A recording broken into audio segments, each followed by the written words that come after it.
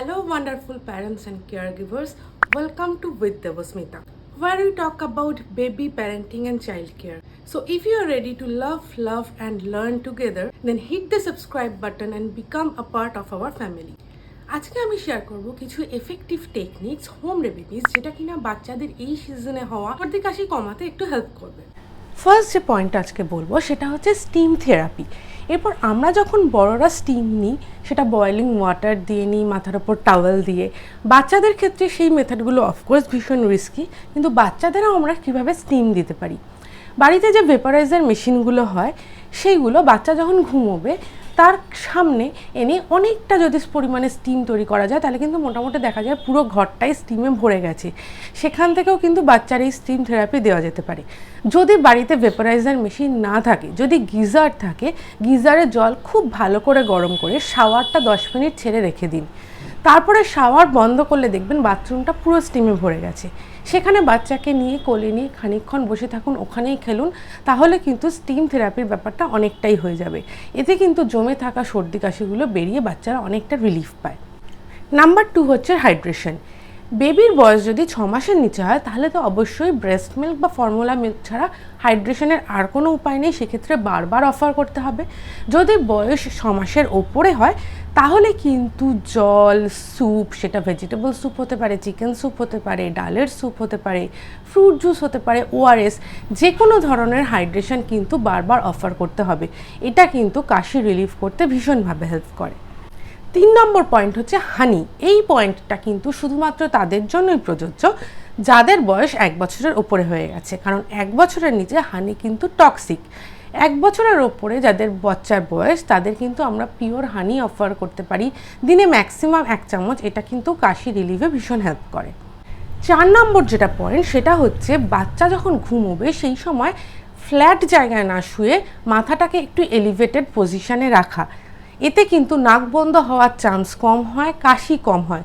সেজন্য আমরা কোনো পাতলা বালিশ ভাঁজ করে মাথার নিচে দিতে পারি, ম্যাট্রেসটা মাথার দিকে উঁচু করে রাখতে পারি। এই ধরনের কাজ করলে কিন্তু সর্দি কাশির সময় খানিকটা রিলিফ পাবে। 5 নম্বর পয়েন্ট হচ্ছে স্যালাইন ড্রপস আর নাসাল অ্যাসপিরেটর। বাচ্চাদের যে নাকের ড্রপ হয় ওটা সাধারণত 2 ধরনের হয়। একটা হচ্ছে ন্যাজো ক্লিয়ার জাতীয় যে ওষুধগুলো, সেগুলো হচ্ছে প্লেন ন্যাজাল ড্রপ, এতে কোনো মেডিসিন থাকে না। এইগুলো আমরা বারবার রিপিট করতে পারি, 2 ঘন্টা বাদে বাদে দিতে পারি, এগুলো কিন্তু হার্মফুল নয়। আরেক ধরনের নাজাল ড্রপ হয় যেটা কিন্তু বেসিক্যালি মেডিসিন, ডক্টর প্রেসক্রিপশন ছাড়া ইউজ করা যায় না। ফর এক্সাম্পল নাজিভিয়ান, এর কিন্তু প্রপার ডোজ থাকে এবং যেই ডোজ বলে দেয় সেই ডোজেই দিতে হয়, রিপিটেডলি দেওয়া যায় না।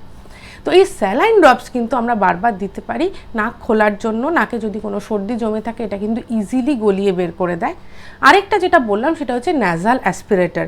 নাসাল অ্যাসপিরেটর একটা সেফ যন্ত্র বাচ্চাদের জন্য, যেটা কিনা ওদের একটা হালকা সাকশন পাওয়ার আছে। এই সাকশনটা ড্রপারের মাধ্যমে হতে পারে, আবার মুখ দিয়ে টেনেও হতে পারে। আমরা অ্যাডাল্টরা সেখানে হেল্প করতে পারি।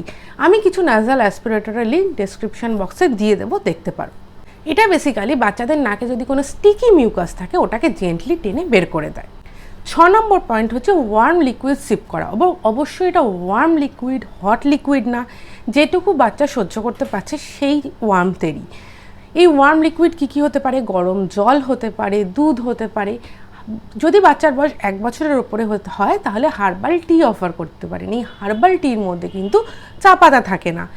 আদা, গোলমরিচ, লবঙ্গ, দারচিনি এগুলো ফুটিয়ে তাতে হানি মিশিয়ে কিন্তু খাওয়ানো যেতে পারে, এবং অবশ্যই এর মধ্যে মেশানো যেতে পারে তুলসী পাতা।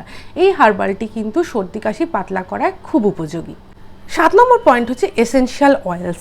বিভিন্ন ধরনের essential oils like lavender, eucalyptus, এইগুলো যদি ডাইলিউট করে বাচ্চার বিছানার চারপাশে বা ঘরের চারপাশে ছড়িয়ে দেওয়া যায়, অবশ্যই সতর্কতা মেনে যেন এগুলো কোনোভাবেই বাচ্চার মুখে না যায়, তাহলে কিন্তু বাচ্চার নাক খোলায় এগুলো ভীষণ হেল্প করে। যে কোনো মানুষ যাদের সর্দি লেগেছে সেক্ষেত্রে কিন্তু ইউক্যালিপটাস অয়েল, ল্যাভেন্ডার অয়েল খুব হেল্পফুল। শুধু একটা জিনিস খেয়াল রাখতে হবে, এগুলো যেন কনসেন্ট্রেটেড না হয়, ডাইলিউটেড হয়, এবং চেক করে নিতে হবে বাচ্চার এই ফ্র্যাগ্রেন্সে কোনো অ্যালার্জি আছে কিনা, এগুলো ওদের স্যুট করছে কিনা। 8 নম্বর পয়েন্ট, সর্দি লাগার সময় কিন্তু খুব ভালো করে স্নান করাতে হবে। অনেকেই এই সময় স্নান স্কিপ করে, সেটা কিন্তু একদমই করা উচিত নয়। এবং স্নানের জল হবে উষ্ণ গরম জল, খুব বেশি গরম জল নয়, কারণ খুব বেশি গরম জল কিন্তু সর্দিকে বসিয়ে দিতে পারে। অনেকক্ষণ ধরে ভালো করে মাথায় জল ঢেলে উষ্ণ গরম জলে কিন্তু রেগুলার স্নান করাতে হবে এই সময়।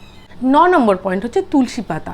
আমরা সবাই জানি তুলসী পাতা কিন্তু সর্দি কাশি নিরাময় ভীষণ হেল্পফুল। বাচ্চার বয়স যদি 6 মাসের ওপরে হয় তাহলে তুলসী পাতা গরম জলে ডুবিয়ে সেখান থেকে রস বার করে কিংবা খানিকটা ফুটন্ত জলে তুলসী পাতাকে ফুটিয়ে তার যে রস বের হবে সেটা কিন্তু অফার করা যেতে পারে। এই বিষয়ে একটা জিনিস খেয়াল রাখতে হবে, অনেক সময় তুলসী পাতা থেকে পেট গরম হয়, তো বাচ্চা তুলসী স্যুট করছে কিনা সেটা কিন্তু অফার করার আগে দেখে নিতে হবে। লাস্ট যে পয়েন্ট 10 নম্বর পয়েন্ট সেটা হচ্ছে রসুন কালো জিরের তেল। সর্ষের তেল ভালো করে ফুটিয়ে তাতে রসুন কুচি কালো জিরে দিয়ে খানিকক্ষণ ফুটিয়ে ভালো করে ঠান্ডা করে ছেঁকে ওই তেলটা স্নানের আগে বুকে, গলায়, পিঠে, হাত পায়ের তলায় মালিশ করা যেতে পারে, আবার রাত্রে শোয়ার সময় মালিশ করা যেতে পারে। এবার অনেকের সর্ষের তেলে অ্যালার্জি থাকে, সেক্ষেত্রে কিন্তু আমরা শুকনো খোলায় এই রসুন কালো জিরে সাথে একটু জোয়ান আর তেজপাতা ভেজে একটা পিওর সুতির কাপড়ের মধ্যে ওটাকে পুটুলি করে বাচ্চা যেখানে ঘুমোবে তার পাশে রেখে দেওয়া যেতে পারে, বালিশের নিচে রাখা যেতে পারে। বাচ্চা যদি একটু বড় হয় তাহলে ও বারবার এটা নিয়ে ব্রিথ করতে পারে, নিঃশ্বাস নিতে পারে, এতে কিন্তু নাক ভীষণ খুলে যায় এবং সর্দির থেকে খানিকটা রিলিফ পাওয়া যায়। এই পয়েন্টগুলোর সাথেও একটা মোস্ট ইম্পর্টেন্ট পয়েন্ট হচ্ছে রেস্ট। এই সময় যত বেশি রেস্ট নেবে তত কিন্তু তাড়াতাড়ি শরীর হিল হয়। আর এই সর্দি কাশি বিষয়ে 3টে প্রশ্ন মারা অনেক সময় করে থাকে। 1 নম্বর হচ্ছে কলা খাওয়া যাবে কিনা। অবশ্যই খাওয়া যাবে। কলায় থাকে পটাশিয়াম, যেটা কিনা এই ধরনের সর্দি কাশি রোগ প্রতিরোধ ক্ষমতা কিন্তু বাড়িয়ে দেয়। নেক্সট হচ্ছে মুসাম্বি লেবু খাওয়া যাবে কিনা। Mosambi is full of vitamin C, যেটাও কিনা সর্দি কাশির জন্য ভীষণ উপযোগী। যদি বাচ্চা খেতে চায়, খেতে পারে, তাহলে কিন্তু মুসাম্বি খাওয়ায় কোনো বাধা নেই। আর থার্ড পয়েন্ট হচ্ছে এসি চালানো যায় কিনা। বাচ্চা যদি এসিতে হ্যাবিচুয়েটেড হয় ছোট থেকে, তাহলে অবশ্যই এসি চালানো যাবে। এই সময় কিন্তু ঘামতে দেওয়া একদমই যাবে না, তার জন্য যেটা কমফোর্টেবল সেটাই করতে হবে। আমি যে পয়েন্টগুলো বললাম সেগুলো কিন্তু সবই একটা মায়ের দৃষ্টিভঙ্গি থেকে। আমি কোনো প্রফেশনাল ডক্টর নই, তো সবসময় সর্দি কাশি হলে কিন্তু পেডিয়াট্রিশিয়ানের কথা মতো চলতে হবে, তার দেওয়া ওষুধগুলো অবশ্যই খেতে হবে, সাথে এই হোম রেমেডিসগুলো কিন্তু আমরা করতেই পারি। যদি ভিডিওটা ভালো লেগে থাকে তাহলে একটা লাইক করে দিও, কমেন্ট করো, শেয়ার করো তোমার মম ফ্রেন্ডসদের সাথে, আর চ্যানেলটা অবশ্যই সাবস্ক্রাইব করে দিও।